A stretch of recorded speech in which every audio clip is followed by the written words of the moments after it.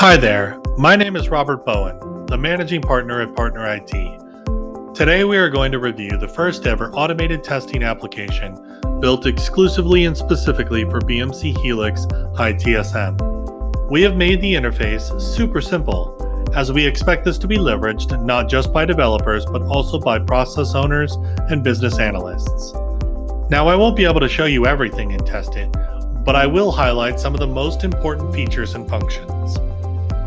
Upon logging in, the first thing you will find is our dashboard with various test details. The pie chart is a representation displaying the breakdown by percentage of the number of test cases that are currently built for your company by module or application. These are out-of-the-box test cases that we have constructed which easily transition into any company's platform.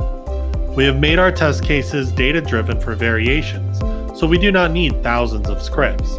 You can have one script run and you control the data variations, like the priority being critical, high, medium, or low. This allows us to keep things simple for you to find and select what you need, but gives you the versatility and power to conduct full regression testing.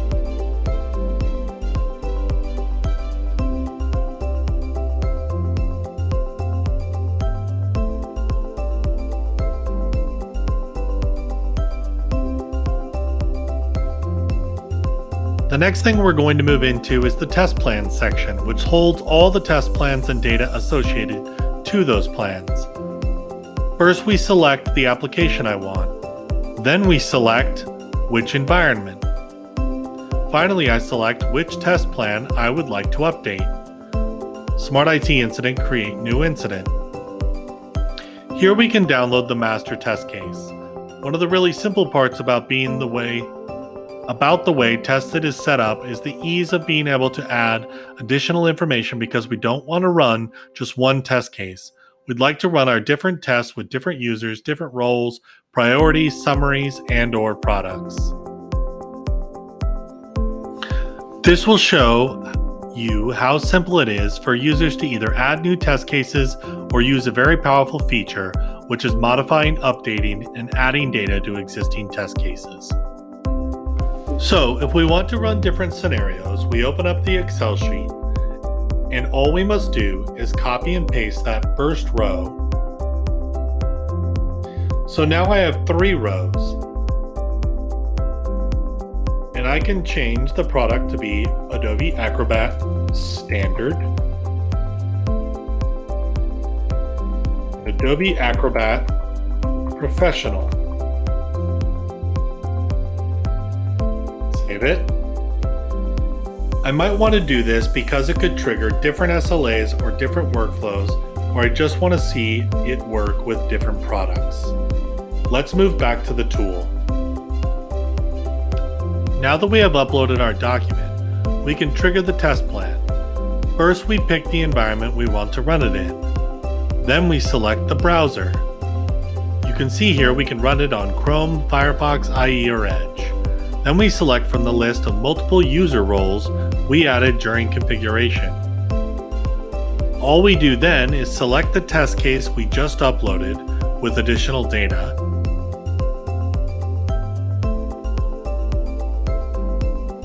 And we execute it. What if I wanted to select a multitude of test cases?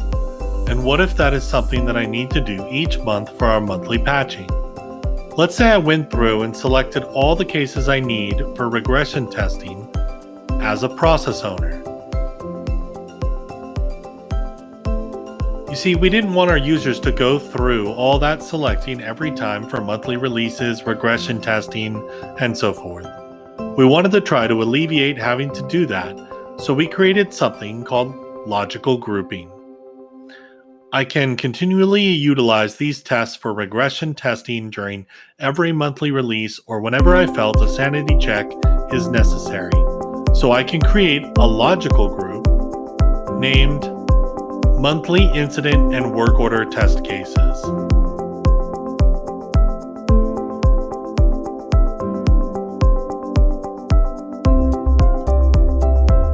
Now we can select the Create Group button.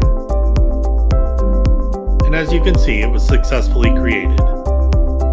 Now the next time we come in, we could just go to the logical group area.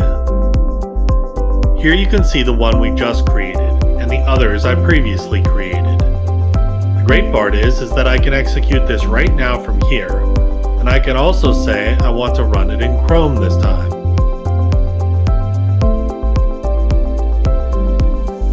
And you can see that I can select other browsers as well. I can also schedule this to run at night or on the weekend. We can also update the user that we are going to use or the environment it will run against. So in this particular case, we know we have these test cases that we would like to run. We don't have to go and reselect them again. We can clone it. And we can choose a different environment and run the same case, or choose the same environment and choose a different user role to run it with.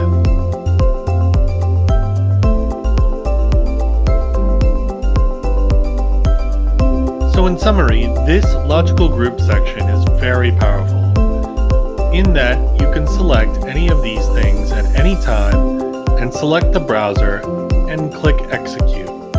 Or you can then schedule those things.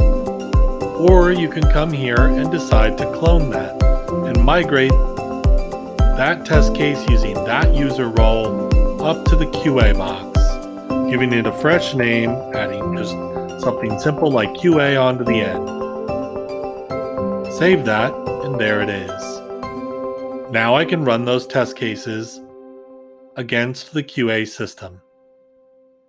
And if I forget what test cases are in there, I can view those groups.